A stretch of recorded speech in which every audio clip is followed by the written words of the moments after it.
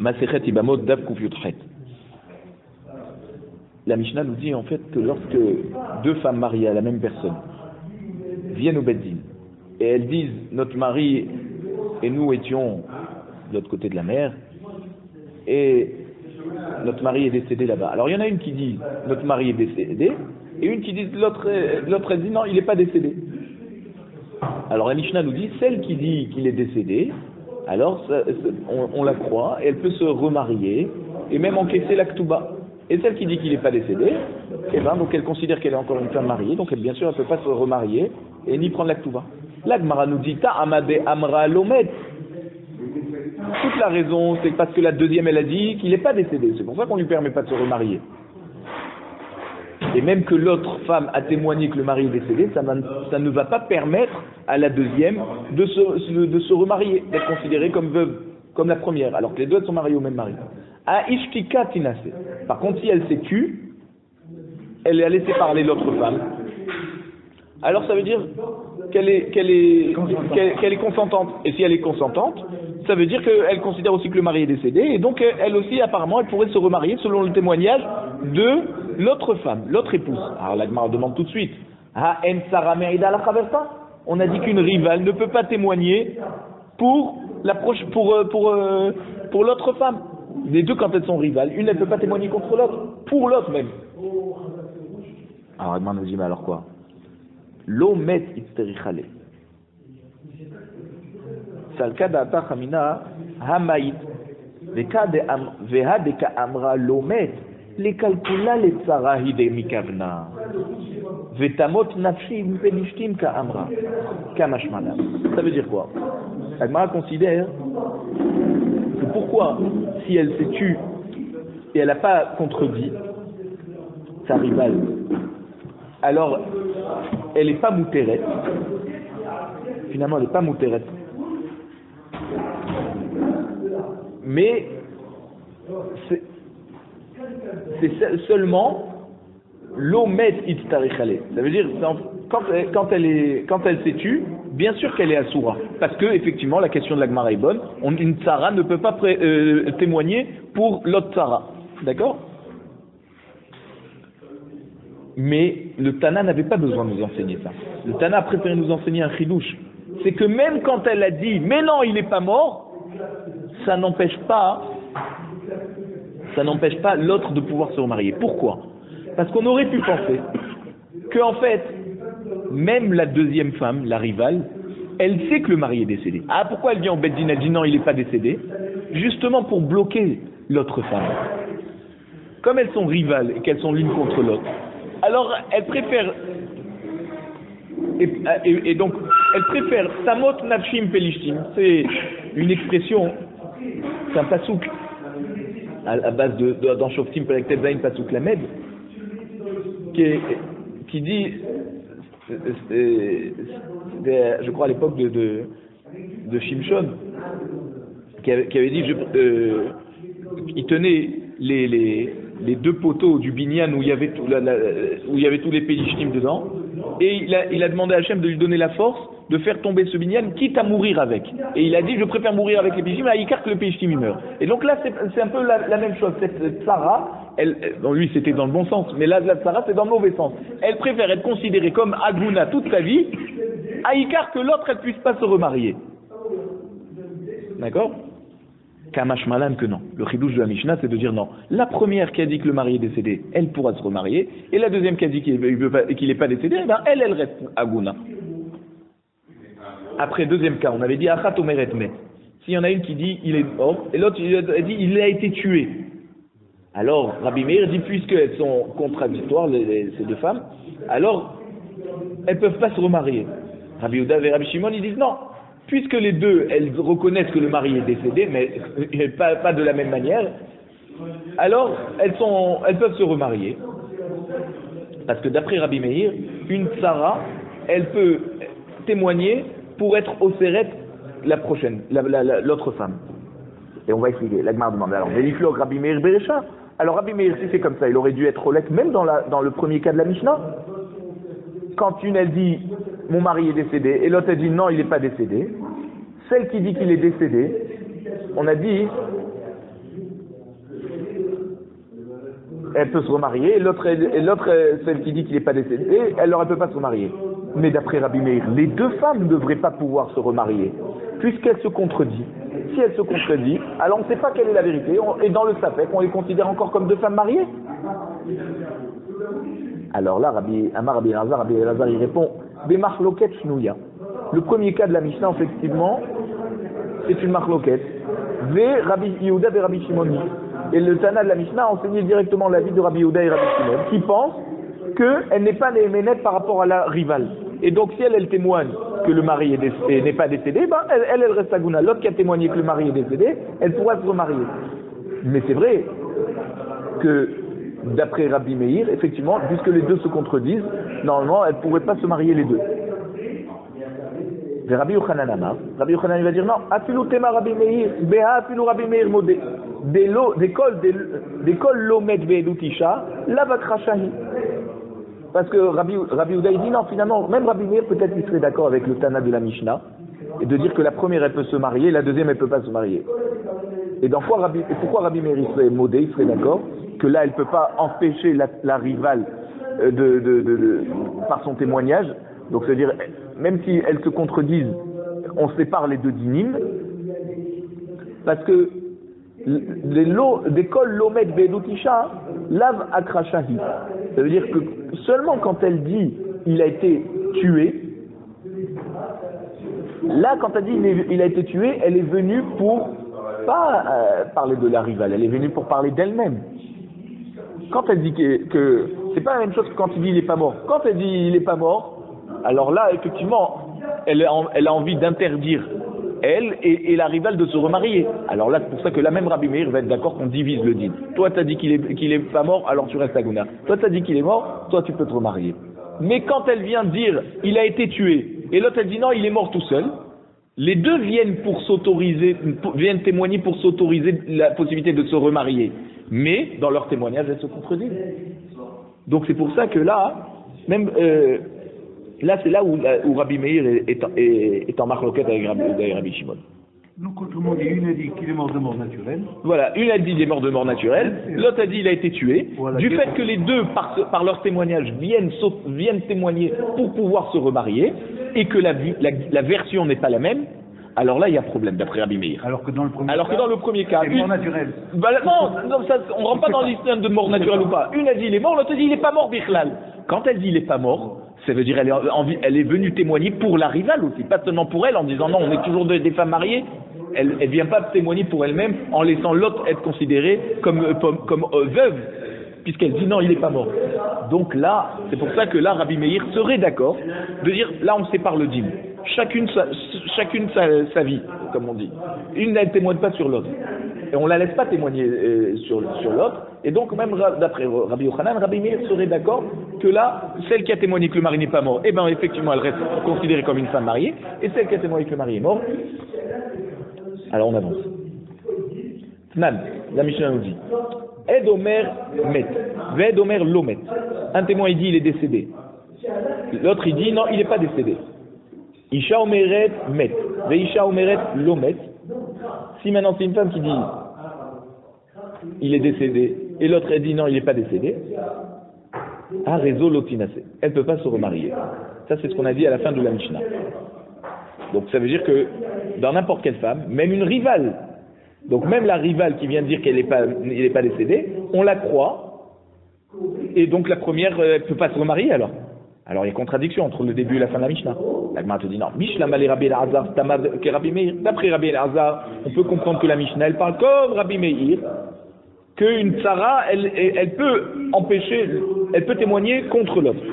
Et là les Rabbi Yochanan, mais d'après Rabbi Yochanan qui pense que même Rabbi Meir il est modé quand il y en a une qui témoigne contre l'autre, une elle dit il est mort, l'autre elle dit il n'est pas mort. Kashia, là il y a une question. Effectivement, la Gemara dit effectivement Kashia. On reste sur une question. Si on voudrait expliquer, comme Rabbi Yochanan, que Rabbi Meir est d'accord qu'une rivale ne peut pas témoigner contre l'autre, et quand elle dit il n'est pas mort, ça ne doit pas faire conséquence sur le témoignage de la première qui dit qu'il est mort, et donc il reconnaîtrait Rabbi Meir que dans ce cas, alors la deuxième elle ne peut pas se remarier, la première oui, alors là on a un problème, parce que dans la fin de la Mishnah on nous dit s'il y a une femme qui dit qu'elle est décédée, et l'autre, une femme qui dit il n'est pas décédé, alors elles ne peuvent pas se remarier. Mais on ne nous a pas précisé si c'était les femmes de ce mari ou stam des femmes témoins. D'accord? Donc on n'est pas rentré dans cette discussion. Et comme on n'est pas rentré dans cette discussion et qu'on a généralisé, qu'on a interdit le mariage, alors là on a un problème par rapport au début de la Mishnah, si on veut expliquer comme Rabbi Yochanan. La Mishnah nous dit Aïcha shalcha uhi ou barla lemdinatayam. Donc, s'il y a une femme qui a été avec son mari de l'autre côté de la mer, ou ba'a, seule maintenant, avec lui, ou ba'a, elle revient, ve'amra met barli, elle va au bedin et elle dit mon mari est décédé. Tina sevetitol tubata. Donc là elle peut se remarier et prendre sa ktuba. Ve'tsarata asura. S'il y avait une autre femme, une autre rivale qui n'a pas voyagé, elle apparemment, elle peut pas se remarier parce que on a dit une rivale ne peut pas témoigner pour l'autre ou contre l'autre. Maintenant, Haïta Bat Israël, si la rivale c'était une Bat Israël, les Cohen, et elle était mariée à un Cohen, donc c'est le Cohen qui a été en voyage et qui est décédé, alors elle pouvait manger de la trouma tant que son mari était vivant. Alors Tochal Bitrouma, elle peut continuer à manger de la trouma parce que Chazakat, son mari est encore vivant. C'est fort, dit Rabbi Tarfon, d'après Rabbi Tarfon. Alors que l'autre, elle, carrément, elle peut se remarier, on considère qu'il est mort. La deuxième, on considère qu'il est vivant et elle peut même continuer à manger de la trouma. Rabbi Akiva dit Enzo derech motzi atu midei avera. Ad shete asura linase ve asura milechol bitrouma. Il dit non, c'est pas. On ne peut pas sortir de cette crainte de manger de la trouma be'avera tant qu'on n'est pas marmir que non seulement elle ne peut pas manger, c'est-à-dire non seulement elle ne peut pas se remarier, et aussi elle ne peut pas manger de la trouma. Parce que là de la tsara, elle n'a pas voyagé. On a dit une rivale, elle ne peut pas témoigner contre elle. Donc celle qui est restée, et qui ne témoigne pas que son mari est décédé. Donc on considère qu'elle est encore femme mariée. Si elle est encore femme mariée, normalement, elle devrait même pouvoir manger de la touma. Ça c'est Rabbi Tarfon. Mais Rabbi Akiva dit non, on ne peut pas. Comme finalement on a toujours... On ne la considère pas mariée parce qu'on est certain que le mari est décédé. Ou le mari est vivant, pardon. Donc comme on est dans une situation ambiguë, parce qu'une des femmes a été autorisée à se remarier, alors la deuxième, au moins, elle arrête de manger la touma. Donc ça veut dire que le témoignage d'une personne, d'une femme, peut avoir une incidence sur l'autre épouse à propos de la consommation de la trouma. Pas à propos du mariage. D'accord? Ça c'est selon Rabbi Akiva. Amra met barli, ve'acharkach met hamid. Une femme qui lui dit mon mari est décédé et ensuite mon beau-père est décédé. Tina sevetitol ktuvata. Elle peut se marier et prendre la ktuva, parce qu'elle a parlé de son mari. Par contre, Vachamota Asura, la belle-mère, ne peut pas se remarier par le témoignage de la belle-fille, parce qu'on a dit qu'une belle-fille ne peut pas témoigner pour sa belle-mère. Aïta Bat Israël et Cohen. Maintenant, si la belle-mère, c'était une Bat Israël mariée à un Cohen, Tochal Bitrouma d'Ivrei Rabbi Tarfon. D'après Rabbi Tarfon, elle pourra continuer à manger de la trouma. Rabbi Akiva Omer, elle zodérech motzi midei avera, c'était Asura linase, Asura milechol bitrouma. Et donc Rabbi Akiva revient, pareil, comme il a dit tout à l'heure, il revient nous préciser qu'en fait, non, si elle ne peut pas se remarier, c'est pas parce qu'elle ne peut pas se remarier qu'elle peut continuer à manger de la trouma, parce qu'on a un safek sur la situation de son mari. L'Agmar nous dit, Utsricha. Et j'ai besoin, le Tana, il a besoin de nous expliquer ces deux marloktot. D'accord? On a parlé de deux cas où il y a une marloquette. Quand la femme a été avec son mari en voyage et elle revient, elle dit qu'il est mort, il y a une incidence au niveau de la trouma de la rivale, et celle qui dit mon mari est décédé et mon beau-père aussi est décédé, par rapport à la belle-mère, est-ce que la belle-mère est considérée encore comme mariée ou plus mariée, et est-ce qu'elle peut manger la trouma ou pas? Et pourquoi on a besoin des deux marloktot? Parce que si la Mishnah nous avait enseigné que le premier cas, quand la femme revient de voyage et elle dit mon mari est décédé, qu'il y a une rivale qui attendait à la maison et on veut savoir qu'est-ce qu'il en est. On va dire peut-être dans ce cas Rabbi Tarfon il pense qu'on ne va pas craindre les paroles de la tsara, c'est-à-dire que l'autre femme est considérée comme mariée, que le mari est encore vivant, et donc elle peut continuer à manger la tourma. On n'écoute pas celle qui est revenue de voyage. Parce que les rivales entre deux femmes, la rivalité entre deux épouses, est beaucoup plus forte qu'entre une femme et sa belle-mère. Bishum Tsahara des Gouffins. Le fait qu'il est marié avec une autre femme, ça lui impose un devoir de réserve par rapport à son mari. Elle ne peut pas être tout le temps avec son mari.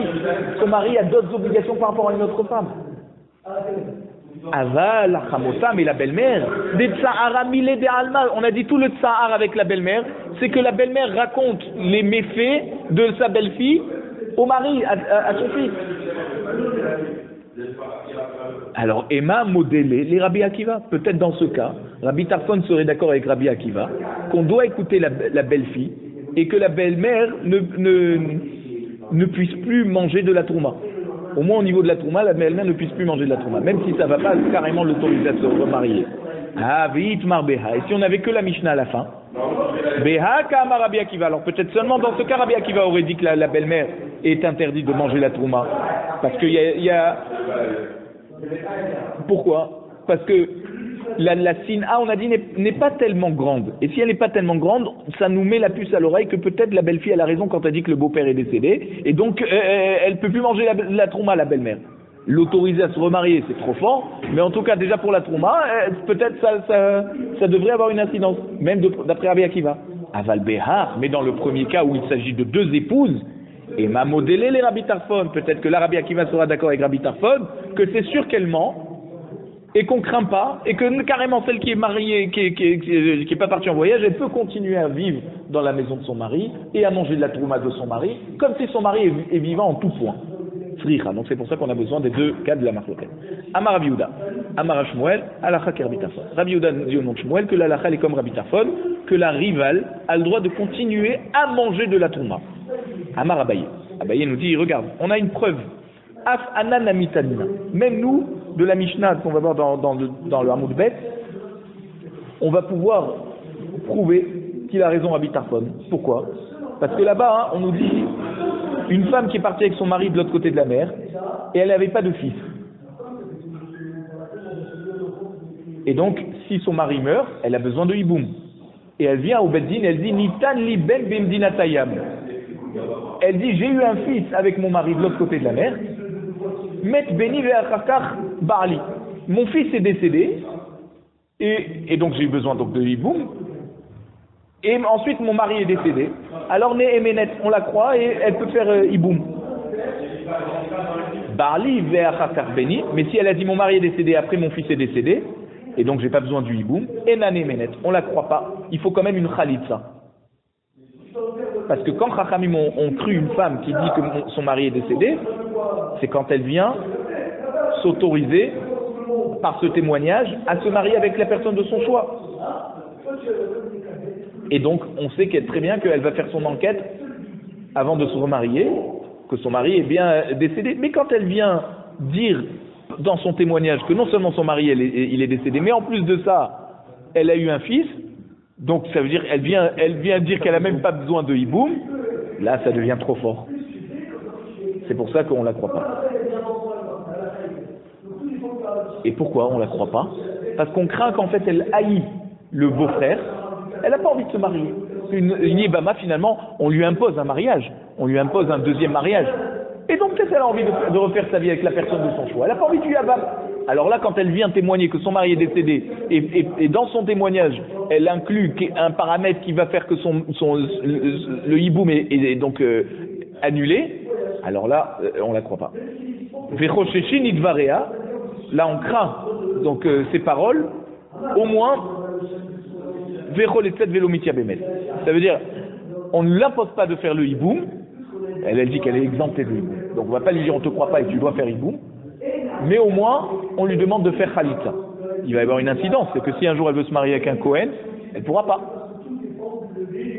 Alors, la Gemara nous dit, donc, qu'est-ce que ça veut dire l'idvarea? L'idvarea ou des chosheshin? Ce qu'on craint, c'est ce qu'elle a dit. Ah, les divrei de Sarah, en chosheshin. Ce qu'elle a voulu témoigner, qui va y avoir une conséquence sur la rivale, ça, on ne la croit pas. Et donc c'est bien que la halakha est comme Rabbi Tarfon, qui nous dit que la rivale peut continuer même à manger de la trouma. Parce que tout ce qu'on a vu dans la Mishnah derrière, c'est En Rochesin Lidvaria, c'est-à-dire seulement sur ce qui la conserve, on juge. Mais ce qui va pouvoir avoir une incidence sur la rivale, là, elle n'est pas néhéménète. Donc quand on dit elle n'est pas néhéménète, c'est même pour enlever le rachage que peut-être le mari est mort et que la rivale ne puisse plus manger de la trouma. Même ça, on enlève et la rivale peut continuer à manger de la trouma, donc la halakha, elle est donc comme Rabbi Tarfon. La Mishnah nous dit comme ça. Kidesh achat mechamesh nashim. Si un homme a donné les kiddushim à une des 5 femmes, ve'en yodea ezo kidesh, et il ne se rappelle plus à qui il a donné les kiddushim, kol achat omeret oti kidesh, et chacune augmente le problème en disant c'est à moi qu'il a donné les kiddushim. Noten get lechol achat ve'achat. Il doit donner un get à chacune pour qu'elle puisse se remarier. Ou maniar ktuba, et il doit laisser une ktuba de 212 benehen entre ces femmes, ou mistalek, donc elles vont se partager. Ou mistalek divrei Rabbi Tarfon. Donc ça veut dire il s'en va, il a réglé son problème, puisqu'il ne sait pas à qui il doit payer ça, il met ça au milieu. Ça c'est d'après Rabbi Tarfon. Genre débrouillez-vous. Rabbi Akiva Omer, Enzo derech motimide avera ad sheiten get ou ktuba lechol achat ve'achat. Rabbi Akiva nous dit non, c'est pas une manière de se séparer d'une femme. S'il doit donner un get à chacune, eh ben il doit donner aussi une ktuba à chacune. Gezal echad mechamisha. Ve'en yodea meze gazal. Pareil maintenant pour le vol. Quelqu'un il a volé de 5 personnes, il ne sait pas de qui il a volé. Ça veut dire il a volé à une des 5 personnes, pas à 5 personnes. Kol echad omer oti gazal. Chacun dit c'est à moi qu'il a volé. Maniar gzela benen ou mitzak divrei Tarfon. D'après Rabbi Tarfon, il pose ce qu'il a volé entre ces 5 personnes et il se débrouille. Rabbi Akiva Omer enzo derech motimide avera ad sheshem lekol echad ve'echad. Donc d'après Rabbi Akiva, il ne sera pardonné de cette faute. Il aura fait réparation de sa avera seulement s'il aura payé à chacun ce qu'il a volé. Alors kidesh katane baal, kidesh katane baal lo katane. La Gemara nous dit seulement s'il a donné kiddushim, pas s'il a donné apparemment il a carrément une relation avec une de ses femmes. Ça veut dire que peut-être dans le cas où il a une relation à une de ces 5 femmes, Rabbi Tarfon serait d'accord que dans ce cas, il doit payer une ktuba à chacune. Pas seulement un get, mais il doit donner aussi une ktuba à chacune.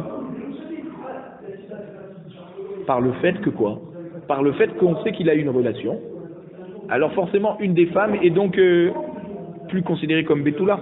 Donc elle doit recevoir ça, elle diminue sa valeur, donc c'est à lui de compléter en payant ça. Et donc il doit payer ça à chacune, si on ne sait pas à qui il a été.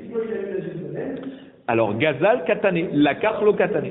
Et dans la suite de la Mishnah, quand on dit qu'il a volé à une des 5 personnes, c'est différent de s'il a acheté. Par exemple, il a acheté quelque chose, il n'a pas encore payé. Et chacun il dit c'est de chez moi que tu as acheté. Apparemment là, dans ce cas, non, on ne lui demanderait pas de payer.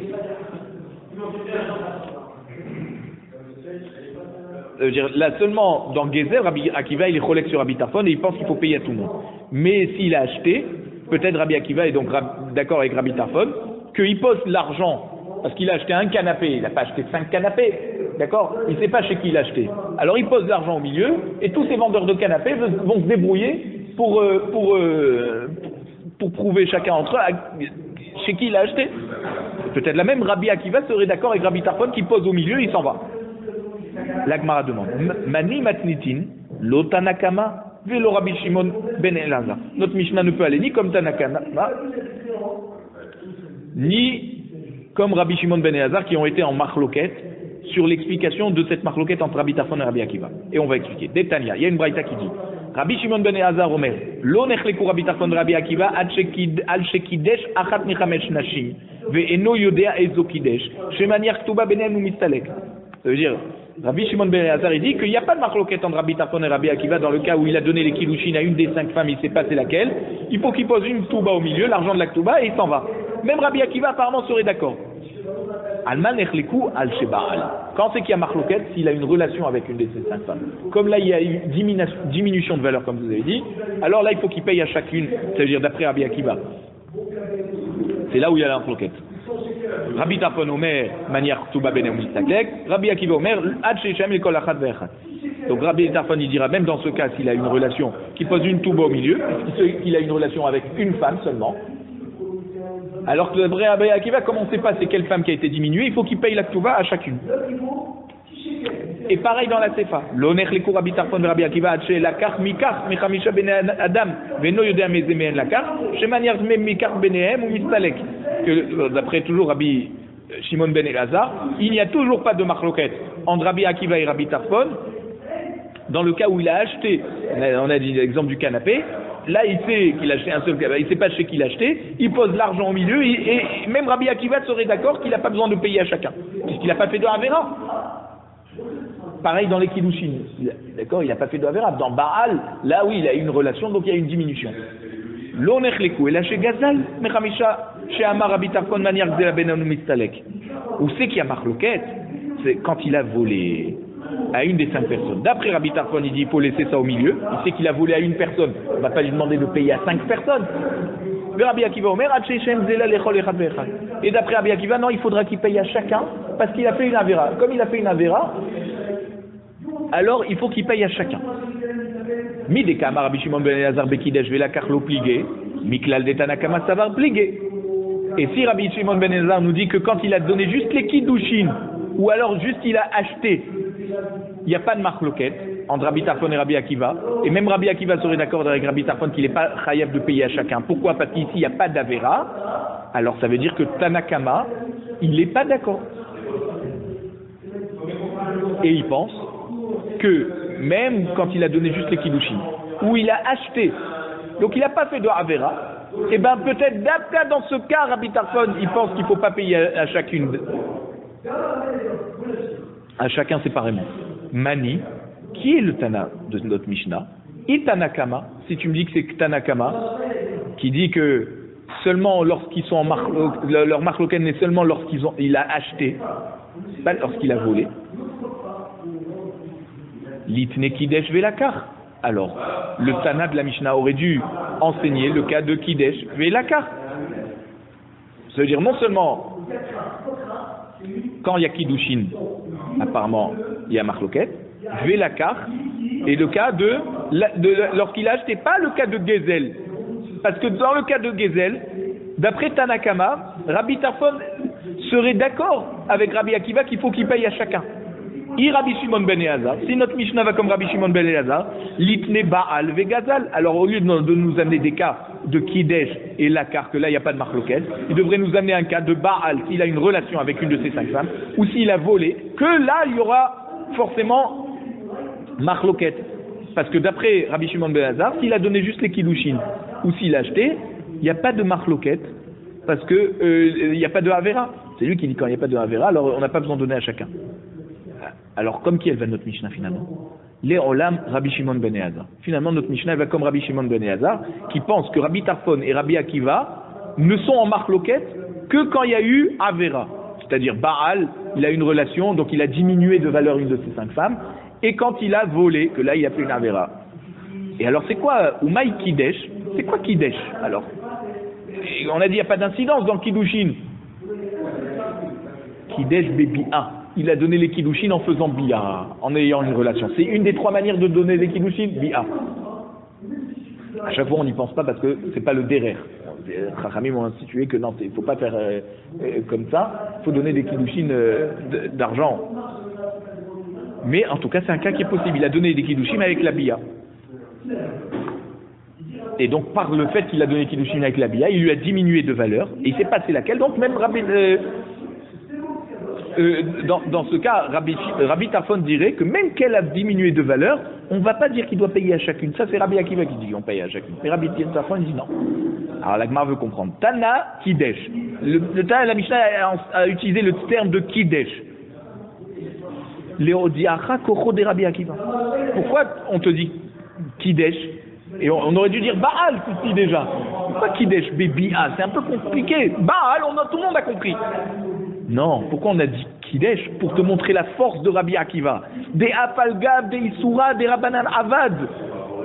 Même qu'il a transgressé un Issour des Rabbanan de se marier en faisant Bia, parce que Chachamim ont institué qu'on ne fait pas Kiddushin Bebia. Et il a transgressé Kanis.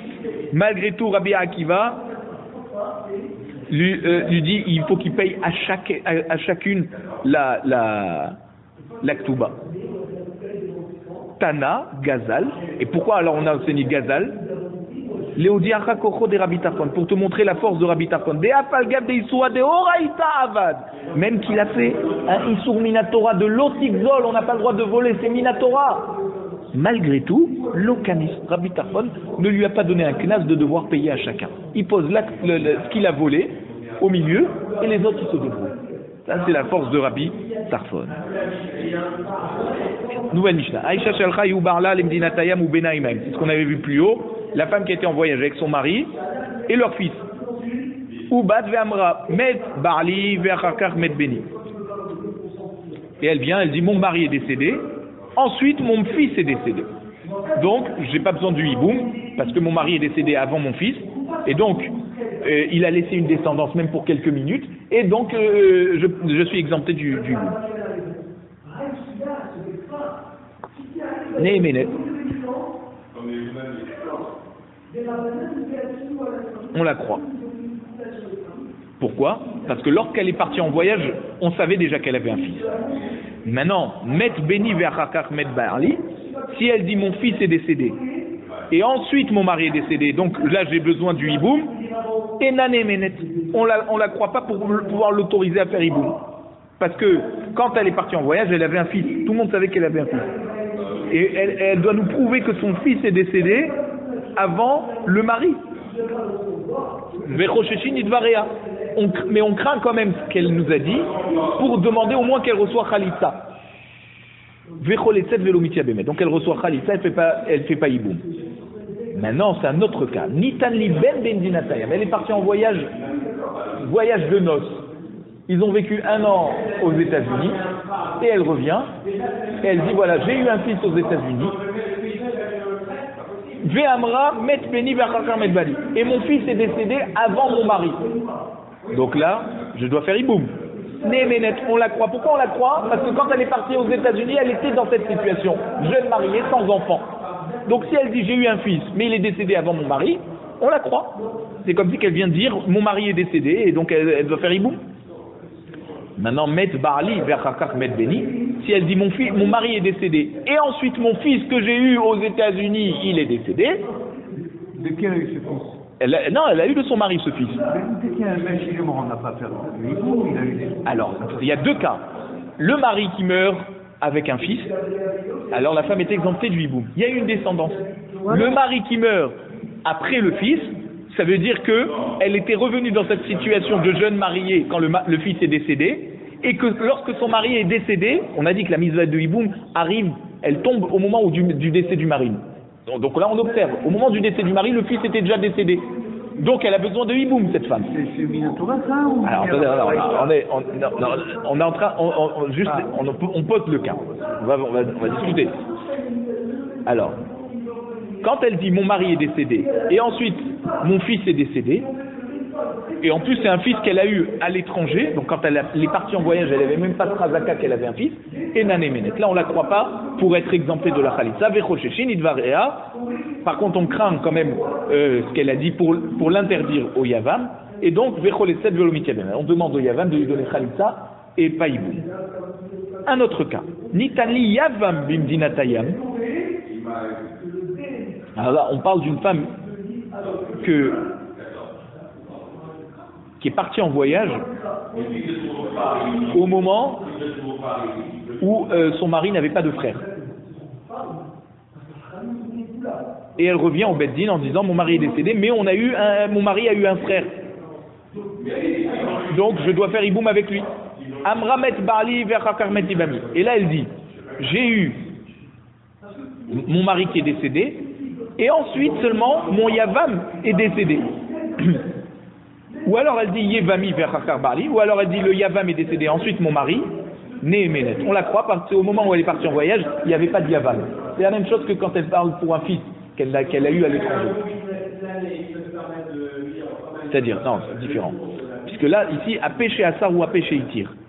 Celle qui a dit qu'elle a un Yavam, c'est ça qui l'aurait imposé de faire le hiboum. Nous, quand elle est partie en voyage, on ne savait pas du tout qu'il y avait un Yavam qui est né.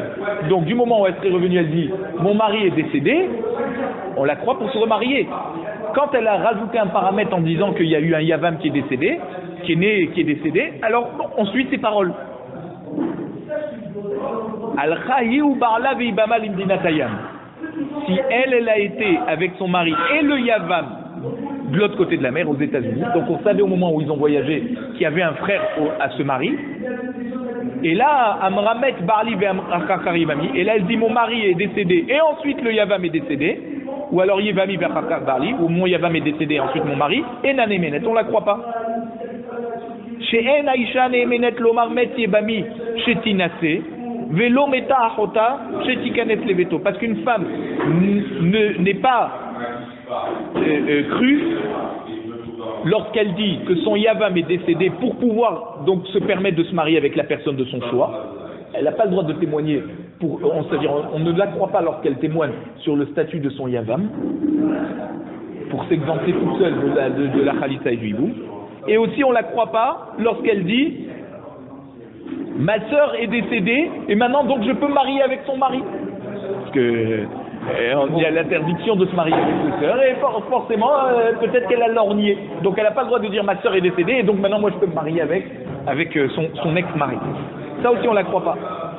Et un homme n'est pas Neheman de dire mon frère est décédé et donc maintenant sa femme je vais la prendre en Yebama s'ils n'ont pas eu d'enfant. Parce que aussi on craint qu'il y ait Velo Meta Ishto chez Issa Achota. Et pareil, il n'a pas le droit de dire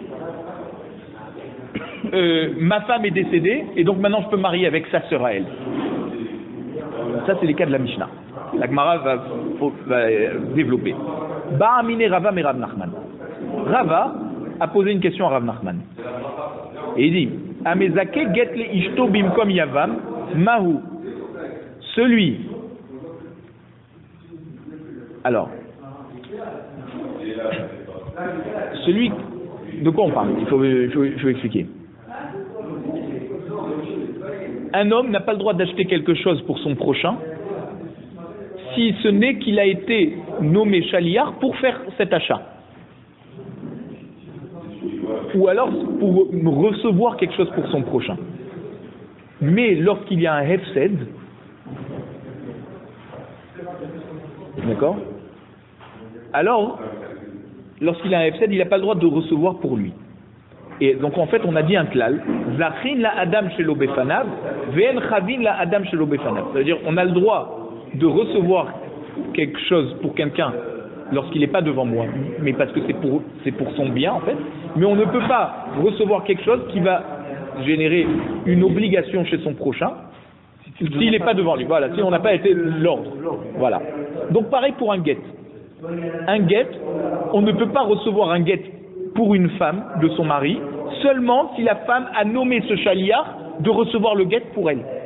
Parce que c'est une chov, c'est un chov pour elle. Par le fait que la personne va recevoir le guet, elle est dégagée de la maison. Et elle est disons divorcée.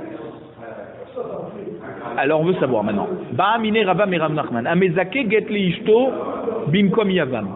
Ça veut dire celui qui donne le guet à sa femme par quelqu'un qui va recevoir pour elle. Dans le cas où il a un frère et il n'a pas d'enfant, et donc il veut la dispenser du hiboum, parce que s'il meurt maintenant, sa femme elle risque de devoir faire hiboum, il veut donc empêcher une situation de hiboum potentiel, donc il donne le guet à sa femme, mais à quelqu'un qui n'a pas été nommé par sa femme. Maou, quel est le din? Kevan desaniale, puisque la femme, elle haït le yavam, potentiellement elle n'a pas envie d'être forcée à se marier avec le yavam, on a dit. Zechut hula, donc c'est un mérite pour elle de recevoir ce guet. Vezachin la adam shelo befanav, et donc elle peut recevoir ce guet, même si elle n'a pas nommé cette personne chaliar pour recevoir. Parce que grâce à ce guet, au moins elle sera dispensée un jour de faire iboum. Au dilma, ou peut-être kevan des imnin des rahamale, parce que peut-être des fois il y a un cas où la femme aime son beau-frère et qu'elle ne serait pas contre de faire iboum avec lui.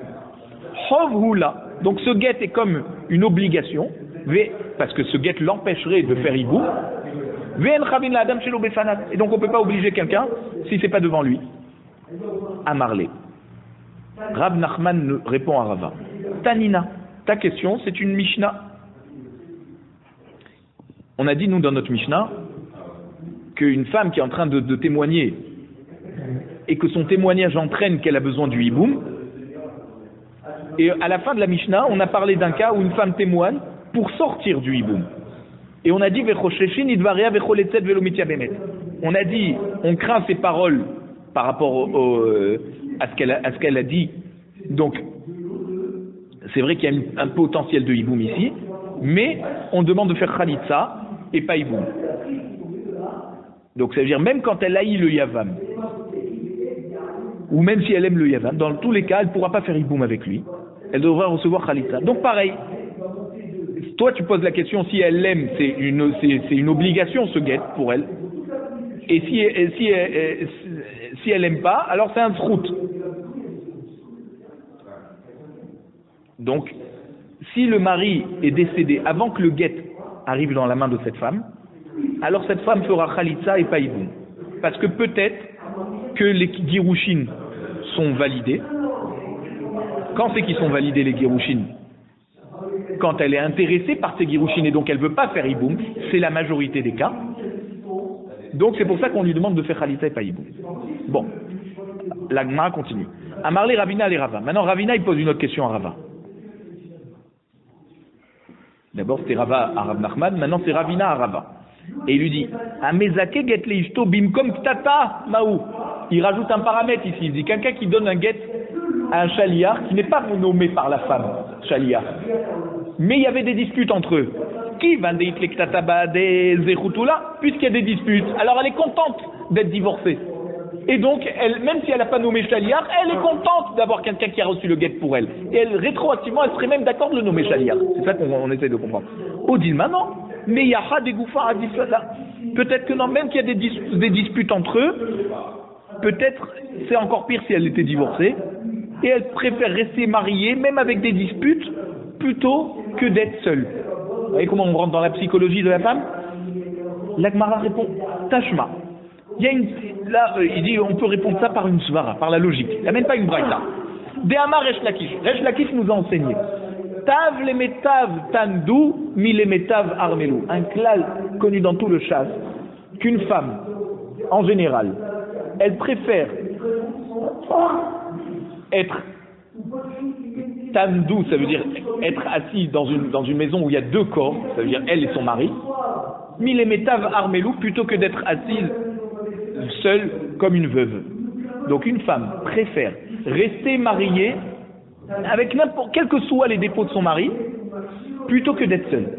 Donc c'est pour ça que même s'il y avait des disputes entre eux, le divorce est une obligation pour elle, n'est pas un soulagement, n'est pas un mérite, et donc le divorce ne sera pas prononcé par le fait qu'elle n'a pas nommé cette personne chaliar pour recevoir le guet à sa place. Abaye Amar, Deshum Shema Gavra, Abaye nous dit, même si le mari est petit comme une fourmi, Kurseya Beharata Ramula, il montre à tout le monde l'importance de cette femme qui est mariée, et il pose la chaise de cette femme parmi les femmes importantes. Ça veut dire que même s'il a tous les défauts du monde, par le fait qu'il lui donnera sa chashivut, elle sera heureuse. Rav Papa Amar. Rav Papa il dit Benafsa Gavra, même une femme qui a un mari, qui a un métier dégoûtant, de devoir taper la laine pour enlever les impuretés, c'est vraiment un travail qui est pas valorisant. Tikre besipe bava vetetev. Elle n'a pas honte de l'appeler à l'entrée de la maison pour lui demander de venir s'asseoir. Ça veut dire devant tout le monde, elle est fière d'avoir ce mari. Rav Ashi Amar, Bekulsa Gavra, même si son mari vient d'une famille où il y a un schémet de Passoul, on ne sait pas s'il y a eu des mamzerim là-bas.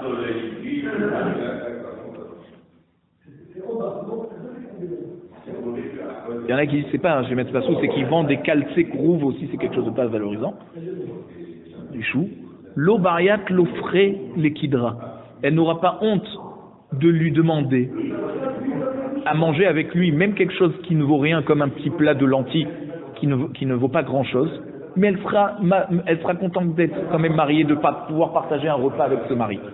La Gemara raconte, Tana, la Braïta qui nous dit, Vekulan, toutes ces femmes qui ont des maris pas tellement valorisants, Mezanot vetolot beva alehen. Malgré tout, elles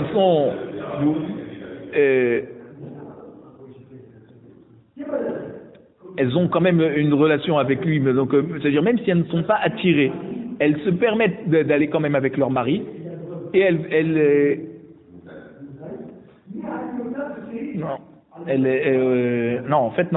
trompent leur mari, et elles disent que l'enfant est de leur mari pour pouvoir ne pas avoir de problème avec l'enfant. Parce qu'au moins, par le fait d'avoir un mari, elles se rassurent quant à la filiation, on ne va pas poser trop de questions sur leur enfant.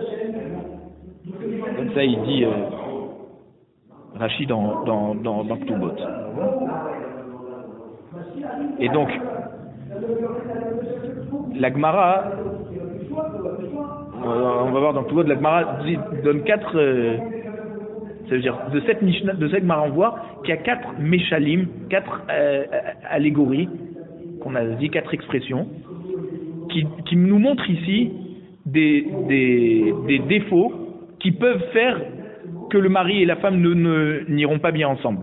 Ou alors par la marloquette, des disputes, ou alors parce qu'il y a un dégoût provoqué par peut-être même le métier de l'un, ou par le défaut, on a dit même s'il est petit comme une fourmi, ou par rapport au métier, donc ça veut dire, ou par rapport à un problème dans la famille. Et toute la Gemara nous a raconté toutes ces histoires justement pour nous montrer que même dans ces cas, la femme préfère rester mariée et ne pas être célibataire. C'est comme ça qu'il explique le Aour Laner. Adran Alar Haisha Shalom. On a fini le Pérec.